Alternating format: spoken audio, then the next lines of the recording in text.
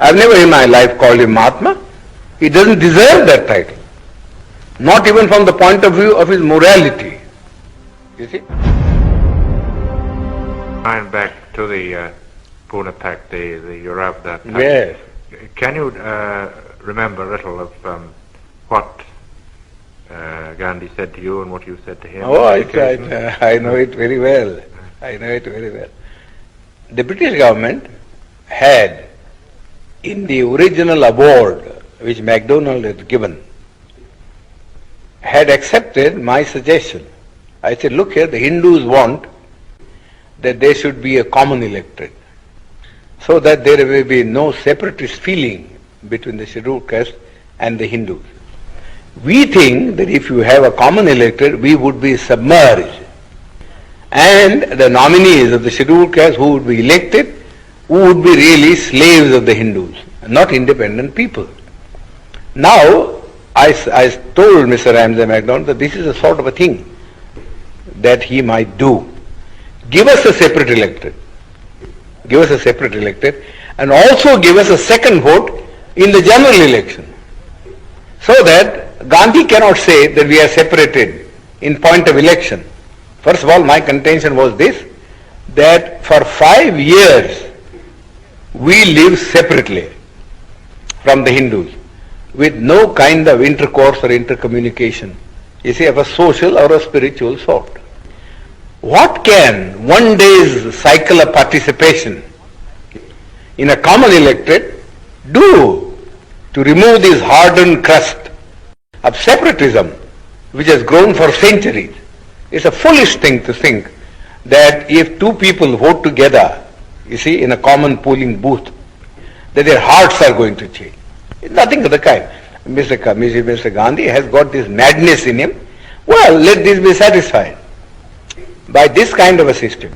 Give the untouchables 2 votes and give them a population representation of ratio, so that the weightage would be in terms of votes and not in terms of representatives, so that the Gandhi and others may not complain. That Ramsay MacDonald accepted.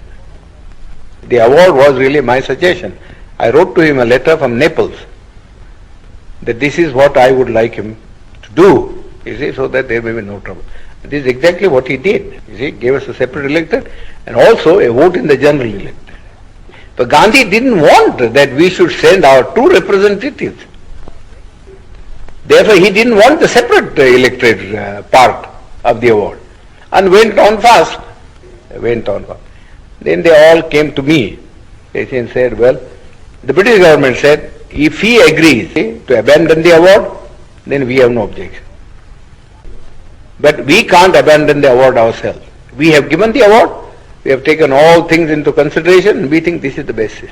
You have to read Ramsay MacDonald's letter. It's a very clear statement that we haven't done anything to aggravate the separation. In fact, we are trying to bridge it up by bringing the 2 sections together in a common electoral roll.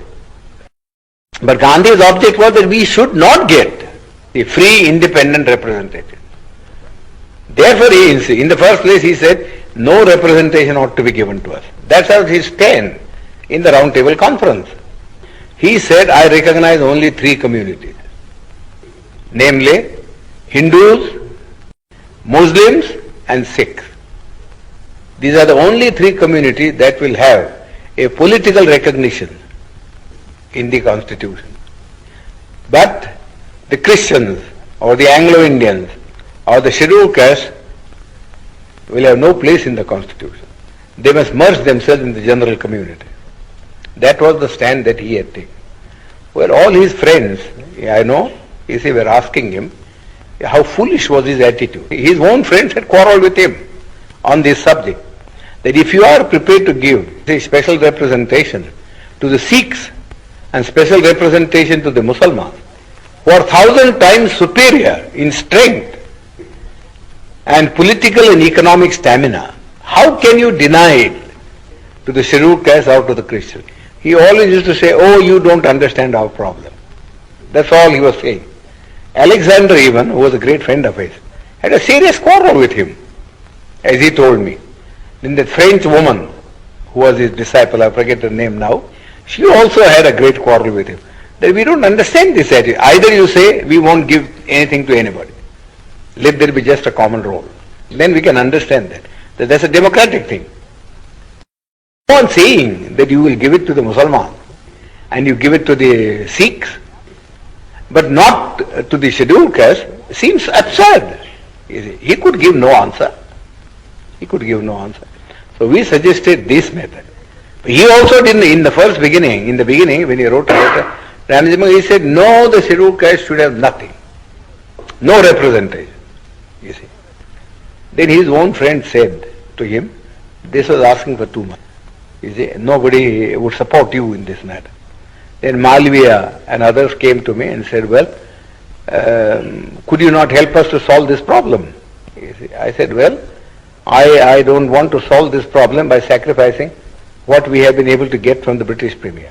So you went to Pune? I suggested alternative formula. And that formula was that I am not prepared to give up the separate electorate, but I am prepared, you see, to modify the thing in this way, namely that the candidates who would stand in the final election on behalf of the scheduled caste should be first elected by the scheduled caste themselves, sort of a primary election, and that they should elect 4 people, 4, and the 4 then should stand in the general electorate, and let the best one come, see, so that we get some assurance that you don't put up your own nominees, but that we do get people who will express our voice in the parliament. That Mr. Gandhi had to accept, so he accepted that. Of course, we had the benefit of it only in one election, in 1937. There you will see that the Federation swept the poll. Gandhi was not able to get a single candidate of his party elected. Well, did he bargain very hard at the end of his fast? Oh, of course. He bargained and bargained. I said nothing doing. I am prepared to save your life, provided you do not make hard terms. But I am not going to save your life at the cost of the life of my people. This is too much. How much I have labored in all this, I know very well. And I am not going to sacrifice your whim. I sacrifice our people's interest just for the sake of satisfying. Yours is a whim.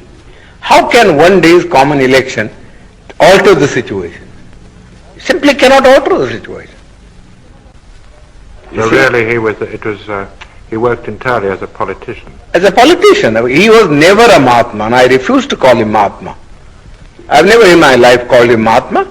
He doesn't deserve that title. Not even from the point of view of his morality. You see?